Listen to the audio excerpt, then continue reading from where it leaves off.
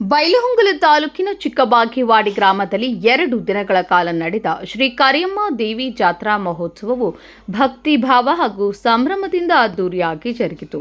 ಪ್ರತಿ ವರ್ಷದಂತೆ ಈ ವರ್ಷವೂ ಜಾತ್ರೆಗೆ ಭಕ್ತಿಪೂರ್ವಕವಾಗಿ ಚಾಲನೆ ನೀಡಲಾಯಿತು. ಶ್ರೀ ಕರಿಯಮ್ಮ ದೇವಿ ಕಮಿಟಿ ವತಿಯಿಂದ ದೇವಿಗೆ ರುದ್ರಾಭಿಷೇಕ ನೆರವೇರಿಸಲಾಯಿತು. ಬಳಿಕ ದೇವಸ್ಥಾನದ ಎದುರು ಹುನುಗಲ ಹಂದ್ರವನ್ನ ಹಾಕಿ ಗ್ರಾಮದ ಯುವಕರು ಗುಲಾಲ್ ಎರಚುವ ಮೂಲಕ ಜಾತ್ರಾ ಮಹೋತ್ಸವಕ್ಕೆ ಸಂಭ್ರಮದ ಆರಂಭ ಮಾಡಿದರು. 2 ದಿನಗಳ ಕಾಲ ನಡೆದ ಜಾತ್ರೆಯಲ್ಲಿ ಅನೇಕ ಭಕ್ತರು ಭಾಗವಹಿಸಿ ದೇವಿಯ ಆಶೀರ್ವಾದ ಪಡೆದು ಪುನೀತರಾದರು. ಮೊದಲ ದಿನ ಗ್ರಾಮ ದೇವತೆಗೆ ವಿಶೇಷ ಪೂಜೆ ಹಾಗೂ ಬಸವಣ್ಣನಿಗೆ ಸಲ್ಲಿಕೆ ನೆರವೇರಿಸಲಾಯಿತು. 2ನೆಯ ದಿನ ಸಂಜೆ ರಸಮಂಜರಿ ಕಾರ್ಯಕ್ರಮವನ್ನು ಆಯೋಜಿಸಲಾಗಿದ್ದು, ರಂಗೋಲಿ ಸ್ಪರ್ಧೆ, ಉಸುಕಿನ ಮೂಟೆ ಹೊತ್ತು ಸಾಗುವ ಸ್ಪರ್ಧೆ ಸೇರಿದಂತೆ ವಿವಿಧ ಕಾರ್ಯಕ್ರಮಗಳು ಜನರ ಗಮನ ಸೆಳೆದವು. ಕಾರ್ಯಕ್ರಮಕ್ಕೆ ಮುಖ್ಯ ಅತಿಥಿಯಾಗಿ ಬೈಲಹೊಂಗಲ ಡಿವೈಎಸ್ಪಿ ವೀರಯ್ಯ ಹಿರೇಮಠ ಹಾಗೂ ಗ್ರಾಮದ ಹಿರಿಯರಾದ ಶ್ರೀಕಾಂತ್ ಗೌಡ ಪಾಟೀಲ್ ಉಪಸ್ಥಿತರಿದ್ದರು.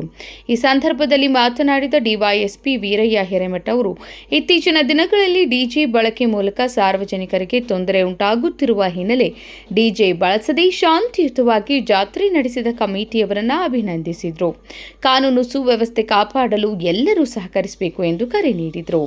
ಯಾವುದೇ ಅನ್ಯಾಯ ಸಂಭವಿಸಿದ್ದಲ್ಲಿ ನೇರವಾಗಿ ತಮ್ಮನ್ನು ಸಂಪರ್ಕಿಸಲು ಸೂಚಿಸಿ ಕಾನೂನಿನ ಅಡಿಯಲ್ಲಿ ನ್ಯಾಯ ಒದಗಿಸುವ ಭರವಸೆ ನೀಡಿದರು.